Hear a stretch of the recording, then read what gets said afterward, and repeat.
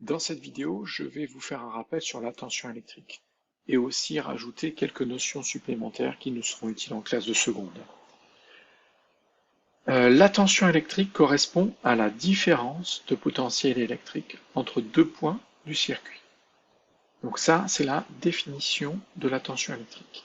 Et cette définition, il est important que vous puissiez un petit peu comprendre ce qu'elle veut dire pour en fait arrêter de, de faire des mesures sans savoir ce que vous êtes en train de mesurer. Et quand on ne comprend pas quelque chose, on ne va pas bien le mesurer, on va avoir du mal à le retenir. Donc voilà pourquoi on va partir sur une petite animation qui va nous expliquer un petit peu ce qu'est la tension électrique. Donc le but ici est de faire très simple.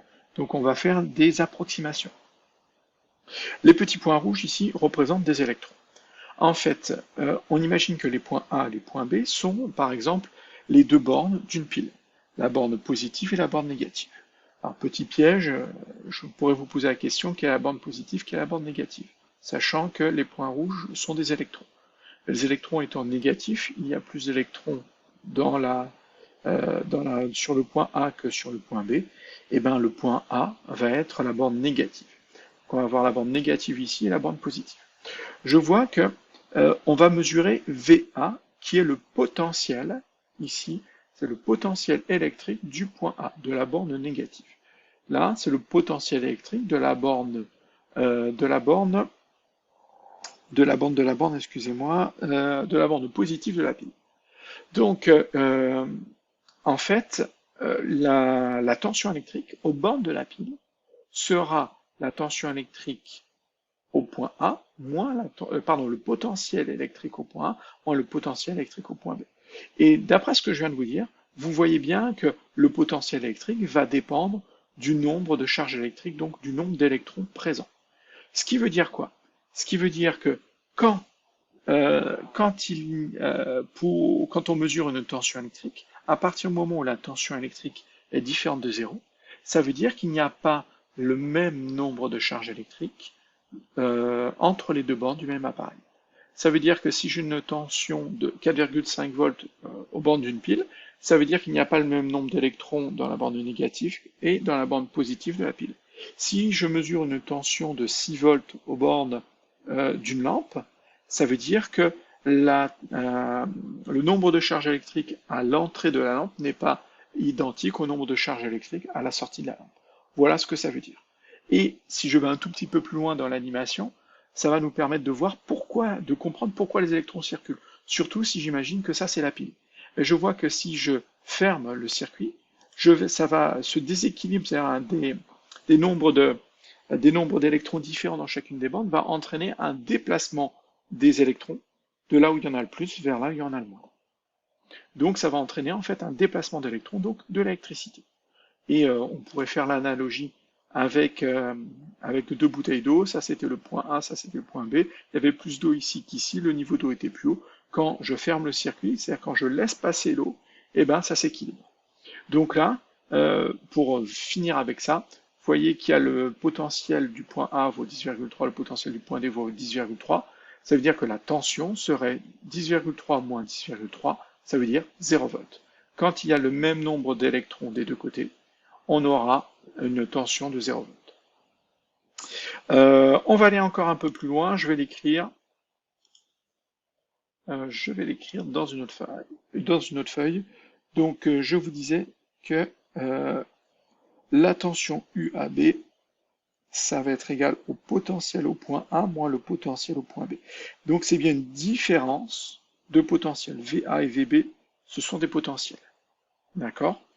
Des potentiels électriques. Et ça dépend du nombre d'électrons. Donc, je pense avoir maintenant décrit un petit peu notre tension électrique. Il y a une tension électrique différente à zéro si il n'y a pas le même nombre de charges électriques d'électrons dans les deux bornes de notre appareil, de notre dipôle. La tension électrique entre deux points C et D est notée UCD. U pour tension électrique, pour qu'on n'utilise pas la lettre T pour tension, parce qu'elle est déjà utilisée pour le temps et pour la température. Donc on a pris la lettre qui suivait dans l'alphabet, et après le T, il y a le U. Donc la tension électrique est représentée par la lettre U.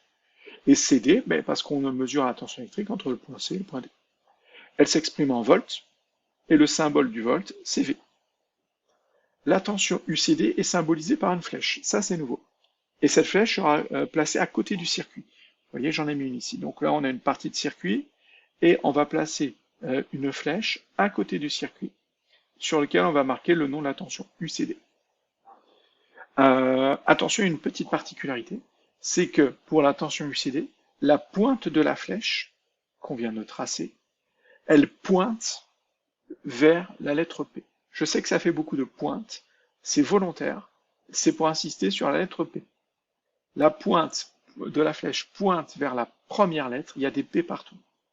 Donc en fait, vous voyez que la tension UCD, c'est bien la tension UCD, eh ben, on a une flèche qui est dirigée vers la lettre C, qui est la première lettre dans U, c'est quoi, entre C et D, entre les points C et D. D'accord? Ensuite, pour mesurer la tension UCD, il faut relier le point D à la borne COM du voltmètre qui est branché en dérivation. Donc là, je vous ai rappelé le symbole d'un voltmètre. Un voltmètre représenté par un rond avec une lettre V à l'intérieur pour voltmètre. Et en fait, il faut, pour mesurer donc la tension UCD, il faut que la borne COM soit reliée donc à la lettre D.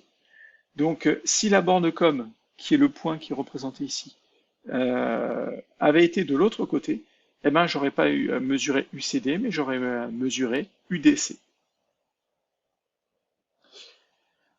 Il est important de savoir aussi que le voltmètre est branché en dérivation. Encore une fois, on a quelque chose de super logique.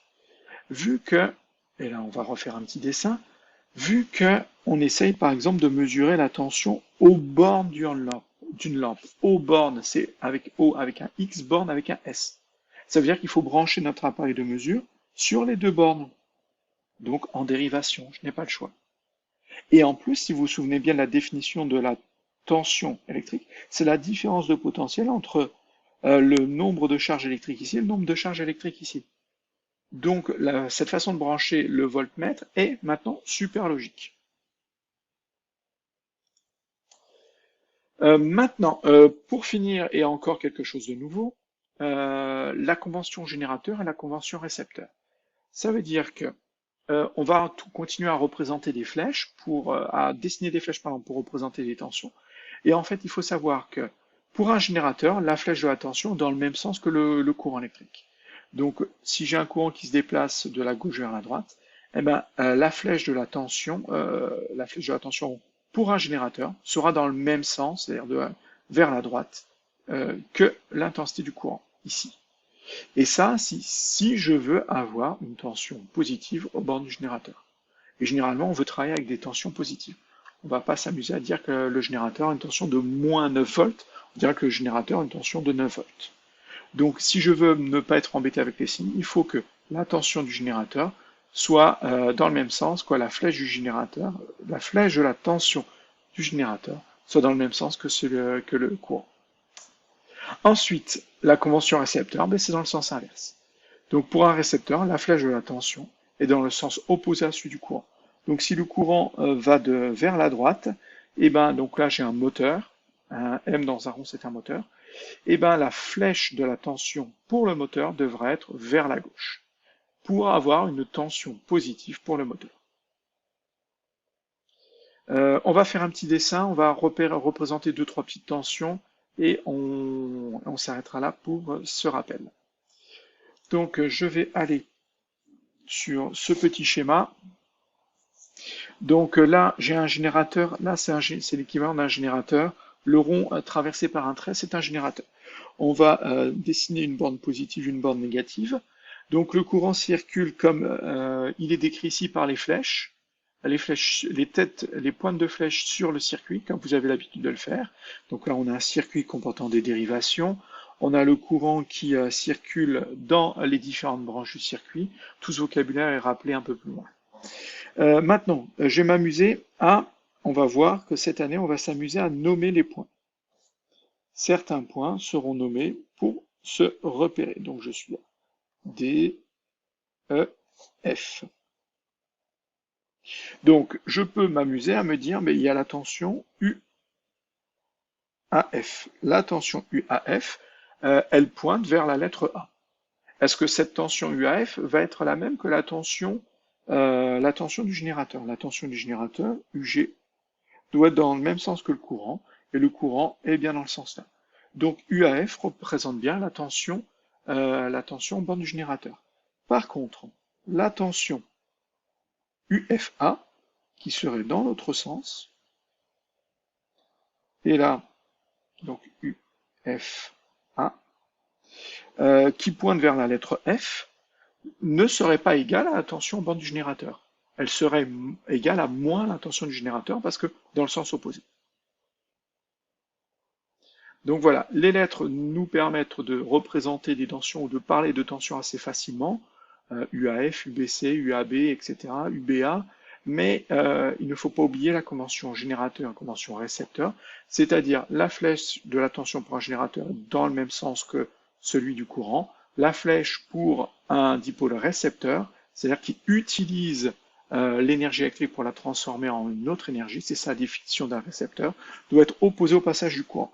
Donc, eh bien, pour faire simple, on a UR1 qui va être comme ça, la tension bande de la résistance numéro 1. Elle est bien opposée à la flèche bleue, qui est la flèche représentant le courant électrique. Il y en a une qui est vers le haut, l'autre vers le bas, donc c'est bien la convention récepteur.